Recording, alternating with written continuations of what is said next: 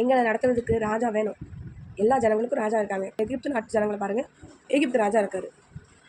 Babylon நாட்டு தேசத்தை எடுத்துக்கிட்டாலும் அங்கேயும் ராஜா இருக்கார். எங்களை ஆட்சி செய்கிறதுக்கு தீர்க்கதரிசிகளும் நியாயாதிபதிகளும் தான் இருக்கிறாங்க. எங்களுக்கு ராஜா வேணும். ஓஹோ, உங்களுக்கு ராஜா வேணுமா?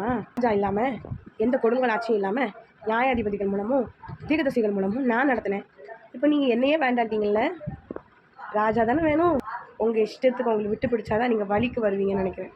ஐயோ ஏசப்பா, எங்களை காப்பாற்றுங்கப்பா. இந்த ராஜாக்கள் எங்களை கொடுமைப்படுத்துகிறாங்களே, அடிமை மாதிரி நடத்துகிறாங்க. நாங்கள் அநேகர்கிட்ட விற்கப்படுறோம், அநேகர்கிட்ட அடிமையாக இருக்கிறோம். எங்களை யாரால காப்பாற்ற முடியும்? இப்போ தெரியுதா? ராஜாவை ஏற்படுத்தி கேட்டீங்க, ராஜாவை ஏற்படுத்திட்டேன். இப்போ இதே ராஜாக்கள் உங்களை கொடுமைப்படுத்தும் போது, மன்னராட்சி நீங்கள் அனுபவிக்கும் போது தான் அதோட வலி உங்களுக்கு தெரியுது. இதுக்கு தான் முதல்லையே ஏசத்துக்கு ஒப்பு கொடுக்கணுங்கிறது. அடிபட்டு மிடிப்பட்ட பிறகு இயேசுவே என்னை காப்பாதுன்னு சொல்லக்கூடாது. முதல்லையே ஒப்பு கொடுத்துங்க.